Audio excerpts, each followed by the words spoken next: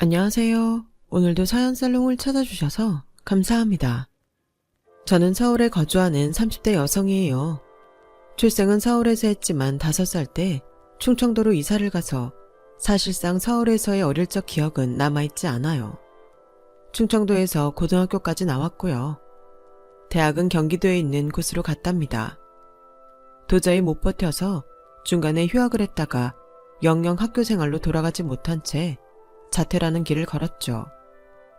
굳이 대학 졸업장에 사활을 걸고 싶지 않았던 마음도 당시에는 컸거니와 저를 의도적으로 왕따시키고 헛소문을 만들어 퍼뜨리는 과 동기들 때문에 인간에 대한 불신에 걸렸었고 너무 힘들어서 대학을 그만둘 수밖에 없었네요. 저희 부모님께서는 충청도의 시골에서 작게 농사를 지으시면서 동네에 오래된 작은 슈퍼를 운영해 오셨어요. 서울에서 살다가 충청도행을 택하셨던 것도 저희 친할아버지 친할머니께서 운영해 오신 작은 슈퍼를 물려받기 위함이셨답니다. 그때 할아버지께서 암 진단을 받으셨거든요. 결국 할아버지께서는 돌아가셨고 그 이후로 부모님께서는 할머니를 모시며 살아오신 거예요.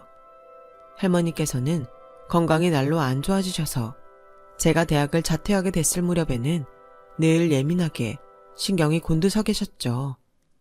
그래서 저는 집에 있기 싫어서 하루 종일 밖에 있고 싶은 마음에 일을 다녔어요. 빵집에서 매장 관리 아르바이트를 했고 영어학원에서 자습실 감독 아르바이트도 했었죠. 오래 꾸준히 했더니 영어학원 선생님들이 저를 좋게 봐주셔서 초등학교 저학년 학생들을 상대로 간단한 영어 문장을 가르쳐주는 수업을 진행하게 되었어요. 사실은 적성에도 썩 맞지 않았고 그저 집 밖을 나와서 적은 돈이나마 벌고자 했을 뿐이었는데 말이죠. 속으로는 이게 맞나 라는 생각을 하면서도 다른 선택지가 딱히 없어서 일을 다니던 때에 저에게 인연이 찾아왔어요. 바로 남편을 만나게 되었던 건데요. 남편은 원래 서울에서 일을 다니고 있다가 충청도로 파견 근무 같은 걸 나온 상태였어요. 사실 그건 남편이 간절히 원해서 충청도로 근무지를 옮긴 것이었다고 해요. 서울 본사에서 못된 인간들을 많이 만났고 화를 속으로만 누르며 혼자 앓는 성격인 남편은 시간이 갈수록 몸 상태가 안 좋아졌대요. 사실상 충청도로 도피를 했던 것이었죠.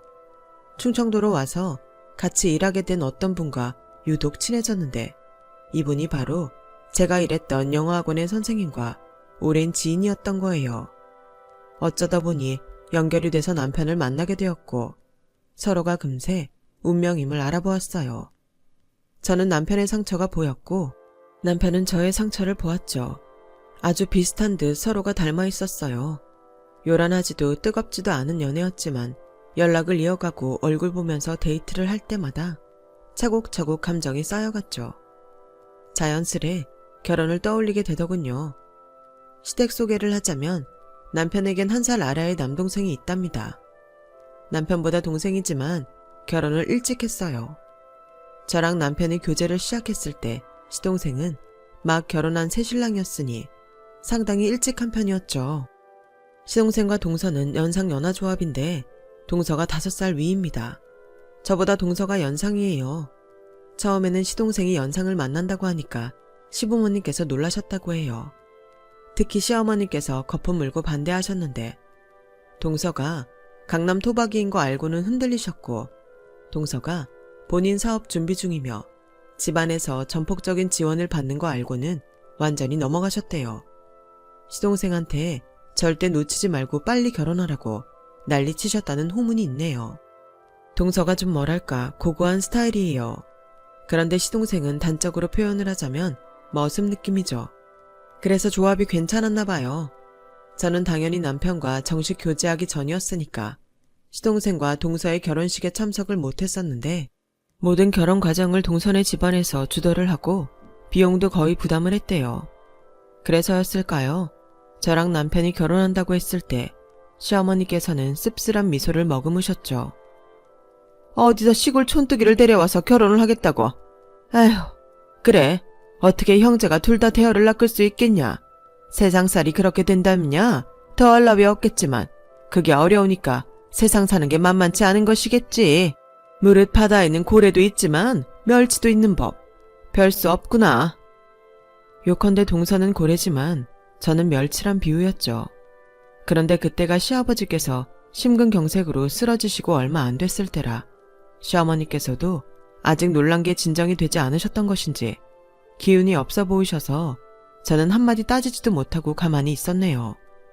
지금 생각해보니까 그때 시아버지께서 편찮으시지 않았다면 시어머니께서는 저랑 남편의 결혼 과정에 어마어마한 참견과 훈수를 두셨을 것 같아요.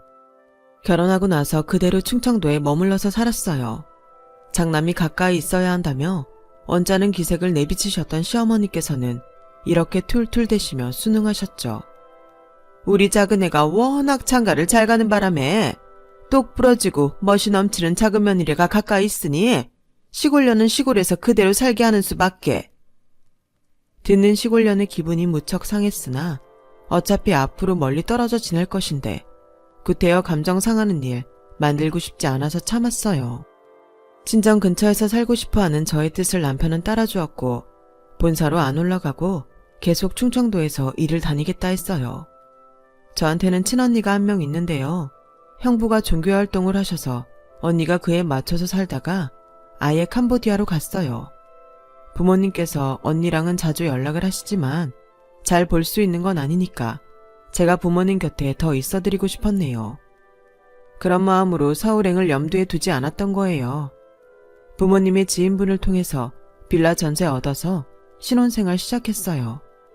남편은 회사 다니고 저는 살림하면서 매일같이 친정에 들락날락하고 그러면서 지냈어요.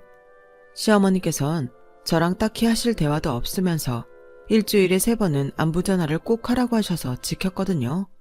그런데 꼭 통화 중에 갑자기 혼잣말을 하시는 투로 이런 내용을 중얼거리셨어요. 불쌍한 우리 장남, 어쩌다 시골 촌년한테 발목 잡혀서 거기 눌러 앉았을까? 한창 젊은 나이인데 시골에 틀어박힌 장남을 생각하면 가슴이 미어진다고 하시길래 어느 날은 제가 왠지 자존심이 상해서 권유를 드렸어요. 여기 동네 좋아요 어머님. 시골이긴 해도 차 타면 10분 만에 번화가인걸요. 한번 날 잡고 놀러 오세요. 나는 태생이 서울 사람이라 암만 시골을 가봐도 영 좋은지를 모르겠더라. 아휴. 그런데 한숨을 쉬시면서 거절하셨고요. 저희 부모한테 주말마다 서울 올라오라고 채근하셨죠. 한 번은 올라가서 다 같이 저녁을 먹었는데요. 동서는 저녁을 먹는 둥 마는 둥 하면서 계속 휴대폰만 보더라고요. 솔직히 시부모님과 함께하는 자리인데 그건 예의가 아니잖아요. 그래서 제가 좌불안석으로 동서한테 많이 바쁜가 보다고 애둘러서 조용히 말해줬어요. 그랬더니 동서가 고개만 끄덕였어요. 당황한 제가 사업 운영 잘 되고 있냐고 형식적으로나마 물어봤죠. 그러자 동서가 코웃음을 치더니 저를 보면서 이렇게 말했어요. 제가 사업 얘기하면 형님이 뭐 알아듣기라도 하세요? 그 말 듣자마자 제 얼굴이 뜨거워졌어요. 명백히 저를 낮잡아보고 비웃는 투였으니까요. 이튿날 동서가 저한테 카톡을 보냈었죠. 어제는 자기가 피곤해서 순간적으로 예민하게 굴었다는 내용이었어요. 그래서 제가 장문으로 아니다, 충분히 이해한다, 갑자기 사업 얘기 물어서 미안했다고 부드럽게 답장을 보냈거든요.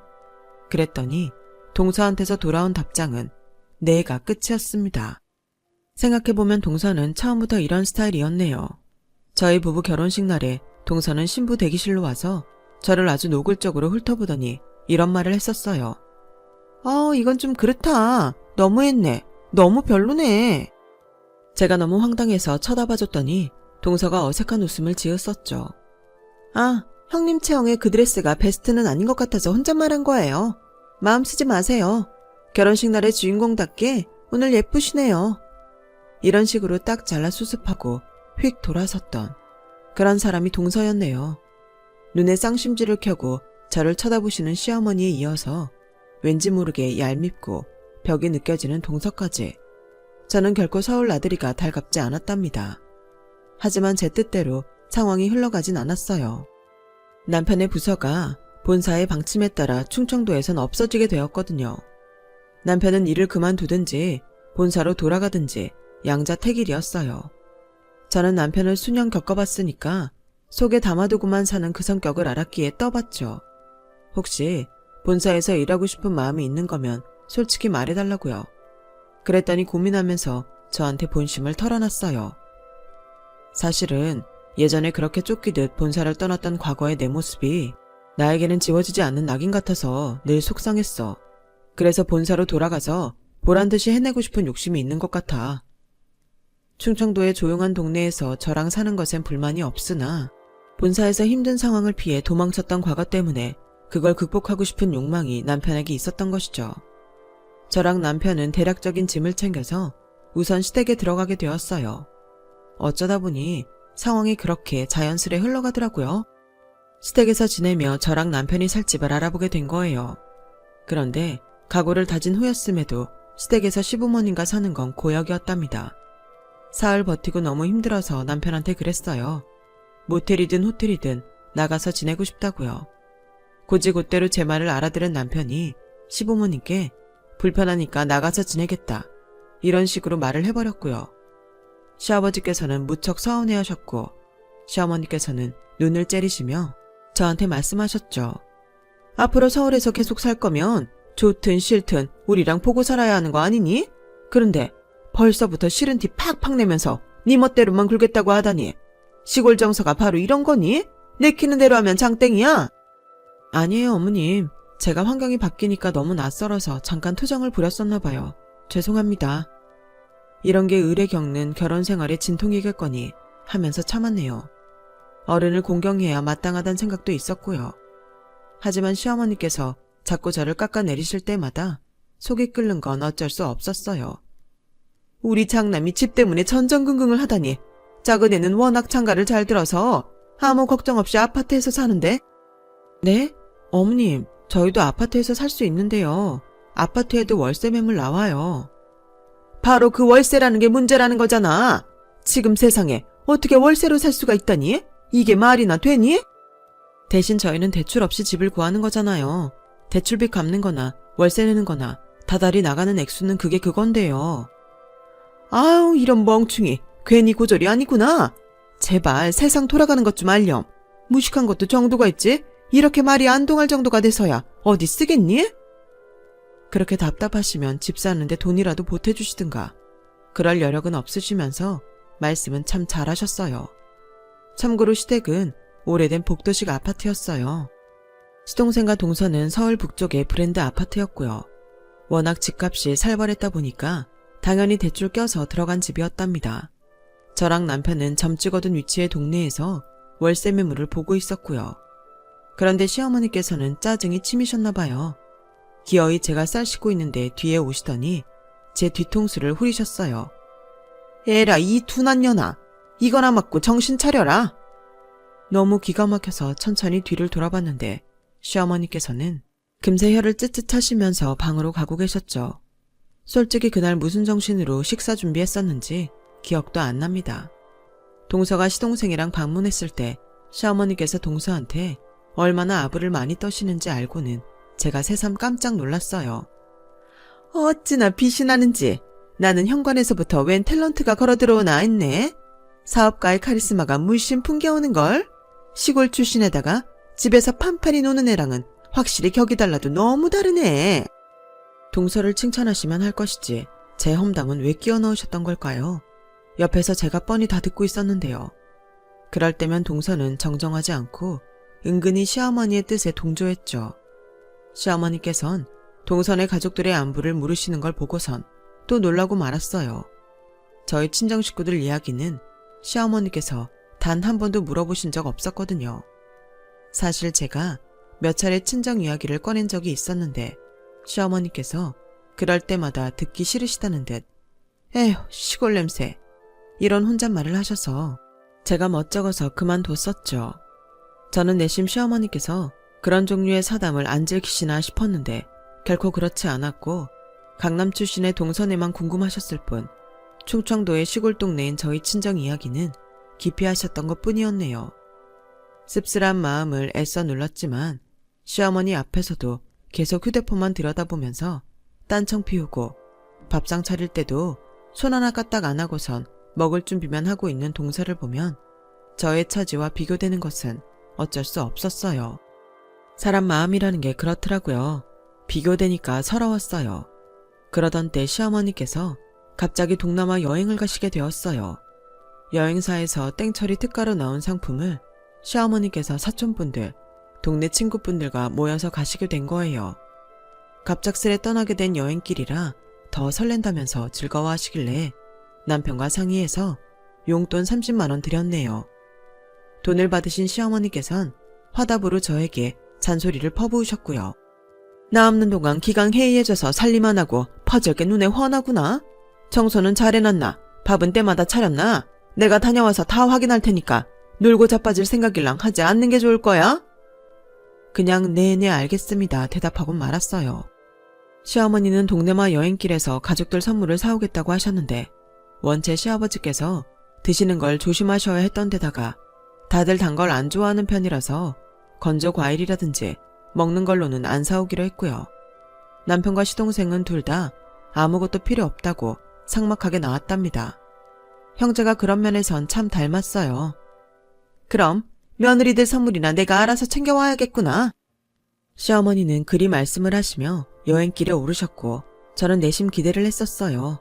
과연 어떤 걸 사오실지 궁금했는데요. 며칠 후 돌아오신 시어머니는 저랑 동서를 앞에 앉혀두시고 선물 증정 시간을 여셨어요. 우선 동서에게는 현지 감성이 물씬 풍기는 작은 손가방, 독특한 보석이 달린 얇은 팔찌, 그리고 샤넬 립스틱을 주셨죠. 제 차례에서 저도 비슷하거나 똑같은 구성으로 선물을 받을 거라고 생각했어요. 그런데 잠시 후 시어머니께서는 부석거리는 소리와 함께 웬 비닐팩을 꺼내 드시더니 그걸 저한테 건네주시더라고요. 옛다, 내가 너 생각해서 가져온 선물이다. 네, 감사합니다 어머님. 저기 그런데 이건 혹시 조개 껍질들인가요? 제가 두 눈을 의심했어요. 어림잡아 20개 전후로 보이는 조개 껍데기들이 비닐 안에 담겨 있었죠. 시어머니께선 저는 친언니가 비슷한 나라에서 살고 있으니 동남아 선물을 많이 받아봤을 테고 따라서 그런 건 사줘봤자 보람도 없으니까 바닷가에 조개를 주워오셨다고 하셨어요. 제 친정 이야기는 꺼려하시는 분이 제 친언니가 캄보디아에 있는 건 어찌 기억을 하셨을까요? 어처구니가 없었네요. 제가 알기론 동서는 바빠서 까먹었던 것인지 시어머니께서 여행 가시는데 따로 용돈을 안 드렸고 시동생이 지갑에서 10만 원 꺼내서 시어머니께 드리는 것만 봤거든요. 저는 남편이랑 30만 원을 드렸건만 조개 껍데기들이 담긴 비닐을 만지작거리면서 얼굴이 뜨거워졌고 이상하게 눈물이 날 것 같았어요. 샤넬 립스틱의 색깔을 확인하고 있는 동서 옆에 제가 너무 초라했죠. 이게 보기에 색이 진하긴 해도 발라보면 안 부담스럽다고 거기 직원이 그러더라. 그리고 이런 색을 가끔 발라줘야 사업운이 들어온대. 그래요. 어머니 정말 센스 넘치세요. 내일은 바로 이걸 발라봐야겠어요. 동서의 반응에 시어머니께선 즐거이 손뼉까지 치셨죠. 그러더니 저를 보시고선 왜 이렇게 축제 분위기 축 처지게 울상이냐며 혀를 차셨어요. 저는 태어나고자 애를 썼죠. 왜? 너도 루즈 가지고 싶니? 네가 밖에서 일을 하는 사람도 아닌데 저런 루즈가 왜 필요하겠냐? 저는 입술에 바를 거 이미 많아서 괜찮아요. 저를 위해서 조개 껍질 모으셨을 걸 생각하니까 저는 그 정성에 감사한걸요. 아, 그거 내가 거기 가보니까 관광지라 그런지 한국인들 천지더라. 보니까 젊은 애들이 조개 껍데기 줍고 놀더니 다시 버리고 가려고 하길래 내가 가서 그거 놔달라고 그랬다. 심지어 시어머니께서 직접 주우신 것도 아니었어요. 그 순간 제가 울음이 터지고 말았네요. 어머님 안 계신 동안에 저는 집안 구석구석 냉장고 안까지 청소 다 하면서 반찬 만들어 놓으면서 그렇게 열심히 지냈는데 솔직히 너무 서운합니다. 너는 서운할 것도 더럽게 없구나. 나이가 몇인데 눈물바람이야. 아우 머리 아파. 너는 왜 이렇게 애가 매사에 세련되지를 못하니? 그 촌발은 영영 씻을 수가 없는 거니? 가진 게 없는 시골 촌년이라서 그런지 소갈맹이도 간장종지가 따로 없구나. 이럴 거면 서울에는 왜 기어 올라왔어? 시골로 다시 돌아가. 더 이상 참을 수가 없었어요. 간단히 짐을 재빨리 챙겨서 시댁을 나섰고 제 등 뒤에 시어머니께서 몹쓸 것이라며 욕을 남기셨죠. 그런데 동서가 저를 따라 나오더니 한마디 날리더군요. 그런 성숙하지 못한 태도 감정에 휩쓸리는 행동 보기 안 좋네요. 가라앉히세요. 말씀 감사하지만 신경 안 써주시면 더 감사할 것 같아요. 이보세요, 형님. 내가 형님보다 하나부터 10까지 다 잘났고 인생 선배임에도 형님 대우해드렸잖아요. 그런데도 뭔 불만이 많으세요? 진짜 상대하기도 싫어서 동서를 무시하고 돌아섰어요. 정신없이 충청도 집으로 내려갔고 그제서야 휴대폰에 찍힌 남편의 부재중 전화들을 받죠. 남편한테 전화해서 말했어요.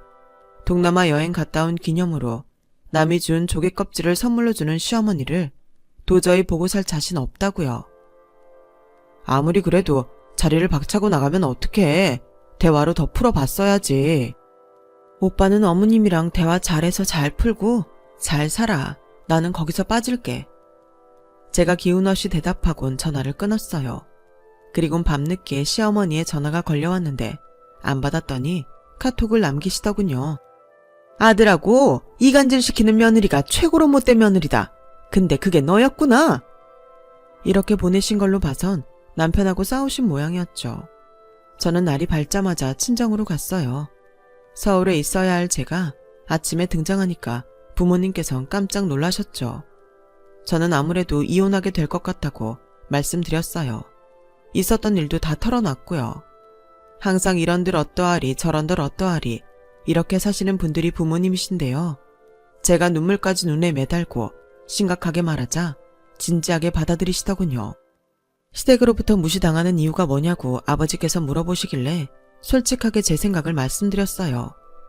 서울 가서 월세집 보고 다닐 때부터 저를 깔보시는 게 심해졌고요. 강남이 친정인 동서랑 자꾸 비교당해요. 시골 출신인데다가 고졸인 제가 서울에서 변변찮은 직구에서 살 거라고 시어머니는 생각하시고요. 저 때문에 당신의 장남 인생이 구질구질해졌다고 질색을 하고 계세요. 부모님께 이런 이야기를 전해드리는 것 자체가 불효인 것 같아서 너무 죄송했어요. 부모님께서는 가만히 듣고 계셨고요. 그런데 그날 오후에 남편이 왔어요. 급하게 회사에 반차 내고 내려왔다고 하더군요. 자기가 가만히 생각해보니까 조개 껍데기 선물은 선을 넘은 것 같다고 했어요. 저희끼리 대화가 끝난 후에 부모님께서 남편을 호출하셨어요. 우리 딸은 더 이상 이런 결혼 생활을 못하겠다고 하는데 자네 생각은 어떤가? 이참에 사부인께서 염원하시는 대로 우리 딸보다 더 잘난 여자를 찾아볼 마음은 없나? 아버지의 말씀에 저는 놀라고 말았는데 옆에서 남편은 눈 하나 깜짝 안 하더니 조용히 대답했죠. 저는 강남 출신 아내, 사업하는 아내 그런 거 다 필요 없습니다. 그런 거 생각해서 제가 이 사람 만난 거 아닙니다. 힘들 때 기대고 싶어서 만났고 서로 의지하고 싶어서 결혼했어요. 제 인생 최고의 선택입니다, 장인어른. 그래, 그럼 됐네. 서울 올라가서 빨리 집부터 구해. 월세든 전세든 매매든 돈은 우리가 대줄 테니까. 예? 집값을 대주시겠다니 그게 무슨 말씀이신지. 우리가 괜히 노모를 모시면서 사는 집이 아니거든. 이 동네 이 지역에 우리 어머니 소유의 땅이 얼마나 많은데 우리 집 속된 말로 땅 부잣집이야.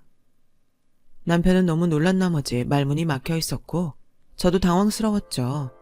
할머니께선 보통 황소고집이 아니신 분이라 돌아가실 때까지 무조건 재산을 한 푼도 손에서 내놓지 않으실 거라고 호언장담하신 분이거든요. 그걸 제가 다 뻔히 알고 있는데 할머니 재산을 아버지께서 거론하실진 몰랐어요.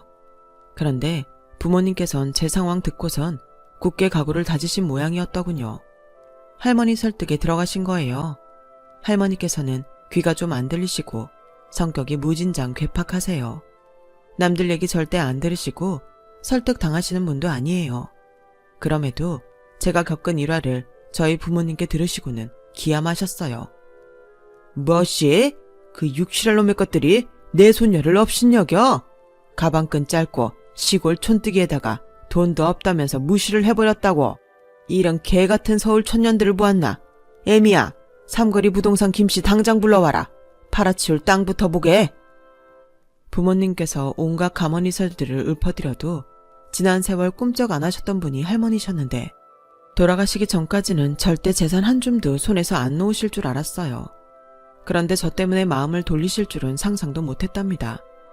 그리고 친언니한테 연락을 했는데 전혀 재산 욕심 따위 없다면서 저보고 할머니께서 재산을 물려주시면 그거 혼자 다 써도 상관없다고 하더군요. 형부도 마찬가지였어요. 어쩐지 내가 지난달부터 처제 생각이 자꾸만 나서 기도를 하게 되더라고. 열심히 기도한 보람이 이렇게 돌아왔나 보다 처제. 우리는 돈 욕심 없어. 다음에 우리가 한국 들어가면 맛있는 삼겹살이나 구워줘. 돌아가는 모든 상황이 얼떨떨했네요. 저랑 남편은 시댁에 가서 몇 되진 않지만 어쨌든 저희의 짐을 챙겼어요. 시어머니께서는 저를 보시자마자 사과를 하라고 하시더군요. 그 요구를 받아챈 건 남편이었네요. 이 사람 모욕하고 상처 주신 거 너무하셨어요. 이 사람 건드리는 건 저를 건드리는 거라고요. 저한테 동생보다 못한 형이라고 그렇게 저를 욕하신 거나 다름없어요. 남편의 말이 끝나자마자 시어머니는 돌연 제 뺨을 치셨어요. 부릅뜬 눈으로 저를 노려보면서 말이죠. 더 이상 가만히 있을 죄가 아니었기에 조개 껍데기 담긴 비닐봉지 그거 가져와서 부엌 싱크대에다가 퍽퍽 내리쳤습니다. 조개 껍데기들이 산산조각 나기 시작했죠. 와, 이제야 속이 시원하네요, 어머님. 너 지금 이게 뭐 하는 짓이야? 어디서 이런 싸가지 없는 행태를 부려? 어머님, 박살난 조개 껍질 붙이실 수 있으세요? 되돌려 놓으실 수 있으세요? 없겠죠. 그런 것처럼요, 저희 관계는 끝났습니다. 칠하라고 자빠졌구나. 못 배워먹은 시골년이 끝까지 봐라 그래? 내 아들 서울에 두고 너만 내려가라. 처음부터 너를 받아주는 게 아니었어. 작은 며느리처럼 내가 기똥차게 잘난 며느리 네 자리에 새로 얻을 거니까 너는 이만 꺼져. 끝까지 발악을 하는 사람은 제가 아니라 시어머니셨죠. 분해서 미치겠다는 듯 발까지 동동 구르시며 말씀을 하신 시어머니 곁으로 다가온 남편이 조용히 얘기했어요. 엄마, 재수씨 집안보다 이 사람 집안이 더 잘 살아요. 우리가 욕심 안 내고 살아서 그간 지원을 안 해주신 것뿐이지 사실은 돈이 차고 넘칠 만큼 있는 집안이라고요. 뭐라고? 넌 갑자기 웬 뚝단지 같은 소리야? 얘네 집이 잘 살기는 무슨? 애써 부정하시는 시어머니의 목소리가 그리고 무엇보다 눈동자가 한없이 떨리고 있었어요. 남편은 한숨을 푹 내쉬면서 얼른 짐을 마저 챙겨 들었고요. 저는 조개 껍데기가 박살난 봉지를 쓰레기통에 휙 처박았죠. 현관에서 신발을 신으며 뒤를 돌아봤을 때 시어머니께서 바닥에 털썩 주저앉으시는 모습이 보였죠. 저는 남편의 손을 꼭 잡고 나오면서 다짐했어요. 2번 다시 이 망할 시댁으로는 안 오겠다고 말이죠. 저희 부부에겐 천운이 따랐는데요. 갑자기 미국에 들어가게 된 분들이 한국에서 집을 정리해줄 가족이 마땅치 않아서 급처로 집을 내놓았던 거예요. 매물 나오자마자 발견하고 그쪽에 연락을 드렸고요. 그런데 정말 신기한 일이 벌어졌어요. 저희 부부랑 이런저런 대화를 나누시던 분들이 제 친언니랑 형부가 캄보디아에 있다는 얘기를 들으시곤 깜짝 놀라시는 거예요. 자기네 친척들이 캄보디아에 살고 있는데 이런 인연이 또 어딨냐면서 1,000만 원을 더 깎아주셨네요. 당시에 그 아파트 평균 매매가에 훨씬 못 미치는 가격의 상격이었어요. 거기에 그치지 않고 웬만한 가전 가구들도 저희한테 넘기시며 팔아서 살림에 보태 쓰라고 하셨죠. 세상에 어쩜 이런 일도 일어나나 싶었네요. 친정에서 돈을 대주셔서 그 집 결국 구입을 했고요. 제 명의로 했어요. 남편이 공동명의 하지 말고 제 걸로만 하라고 그랬어요. 남편이 그렇게 나오니까 남편에 대한 애정, 신뢰가 더욱 강해지더군요. 그때까지만 해도 시어머니는 자존심 부리지 말고 사과하러 찾아와라 이렇게 태도를 고수하고 계셨는데요. 저희가 그 아파트로 들어간 거 아시곤 뒤로 넘어가셨어요. 이건 말도 안 된다. 네 명의로 집을 샀다고? 도대체 네가 어떻게 마포구 역세권 아파트를 사들일 깜냥이 된단 게야? 어떻게 이런 일이? 친정이 원래 좀 사는데요. 서울 사람 기준에서는 그게 어느 정도로 보일지 몰라서 그냥 말씀 안 드리고 있었어요. 그런데 시골 사람 기준이 아니라 서울 사람 기준으로 봐도 제 친정이 부잣집이었나 봐요. 그럴 수가. 얘, 내가 집들이는 언제 가면 좋겠니? 너 전에 아기찜 좋아한다고 했던가? 아, 혹시 갈비찜이었나? 내가 나이가 들어서 그런가 헷갈리네. 너한테 심하게 굴었던 것도 다 내가 노망이 나서 그랬던 거란다. 이해하지? 제가요, 어머님 번호 차단하는 걸 깜빡해서 전화를 받은 건데 통화 끝나면 바로 번호 차단하려고요. 그동안 다채로운 추억 안겨주셔서 감사했고요. 성실하고 우직한 아들 키워내주셔서 감사해요. 제가 그 아들 데리고 잘 살게요.